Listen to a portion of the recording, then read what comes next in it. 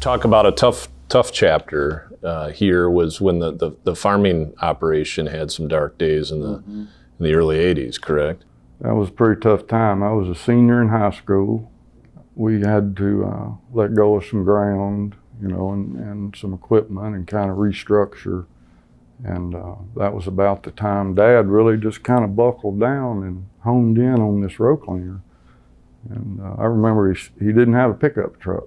What farmer, doesn't have a pickup truck? But that's the kind of man he is.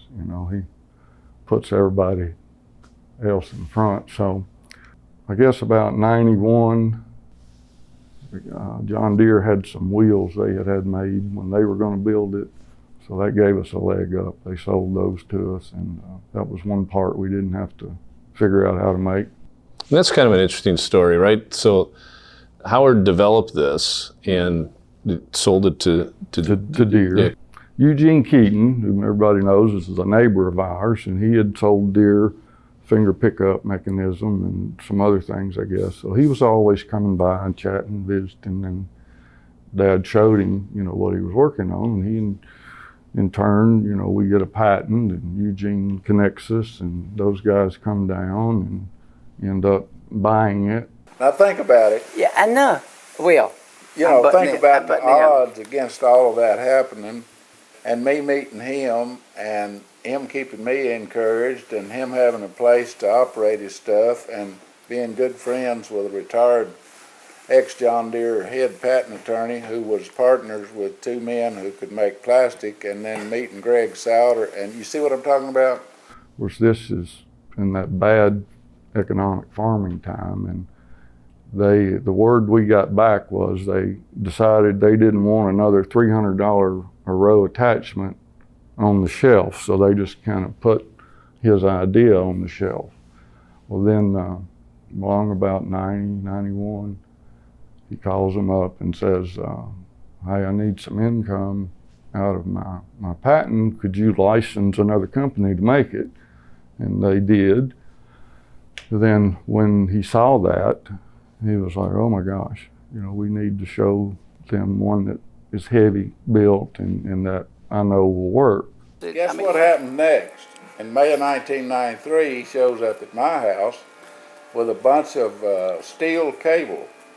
Like you... I've got one of them on the wall in there now. And a roll of duct tape. And he wants to put this stuff on my planter. Well, my son, the planter operator, he's not into invention, but he allows it. And it goes great. I was working as a mechanic at the John Deere dealer, Raider Implement over in Hopkinsville at this time. And so his farming had cut way back.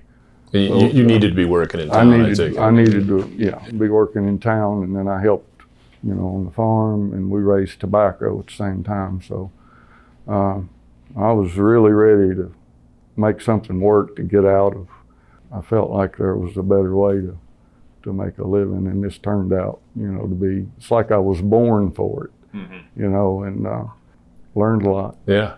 That's sort of the fulfilling, rewarding experience from the day one, and yes, plow through a rough start too. Yeah, we had a very rough start and couldn't get an operating loan for this business. So I think the cash that we used, and some of it was from my brother and I doing some custom spraying. Some of that was there, and then when we got to Louisville, Billy Joe Miles got us in at the National Farm Machinery Show on the second day.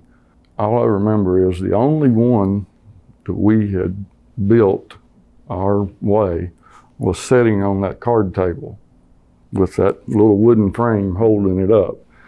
And Dad and I come up and we set it up, and we're just overwhelmed with people, and I see him over there and people passing checks and stuff, and I'm getting more and more nervous because I know when I get home, I got to make that happen, So I remember on the drive home, he told me how much the guys had paid him, and I was just blown away that they would trust a stranger, with a check for something that from an unheard of company. So We dug in, and my brother and I, it was not uncommon for us to work. We were used to it in farming, particularly harvest and planting, you know, working around the clock.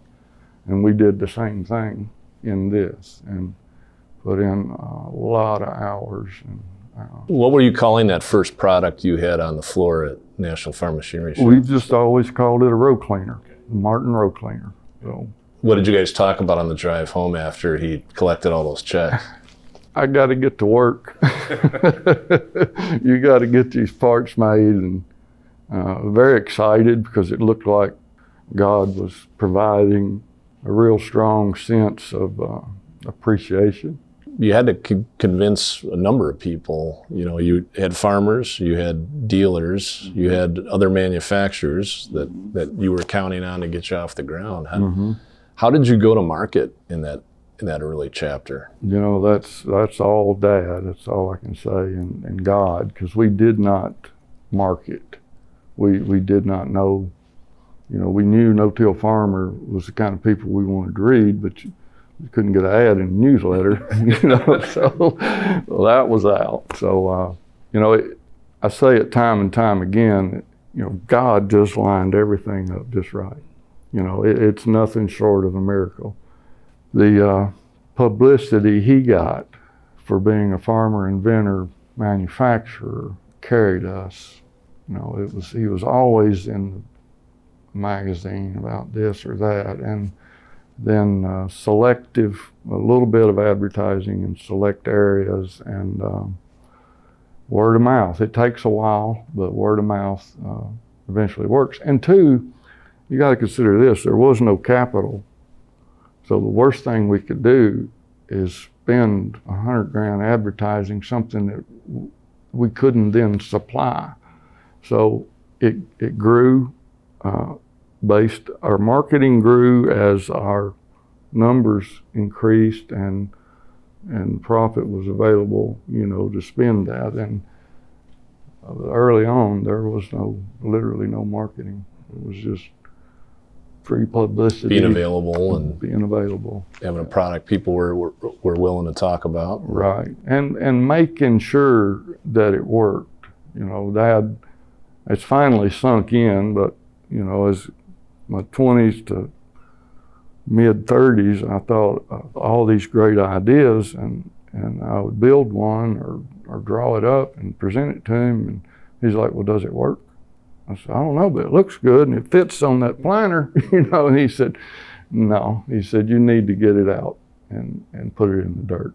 And 9 out of 10 of those ended up in the scrap pile, you know. So making sure we didn't put something out that wasn't going to work.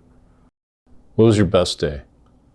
You know, I think that ride home from the show, you know, that's up there at the top, and that just was really impressed upon me. And then in later years, you know, approval from my dad on a design or an improvement, you know, that was something that I would wake up in the night and just have stuff hit me. And in one case, I actually got up and dressed and went and made one, you know, and then to be able to present something that was approved and functioned and that we actually sold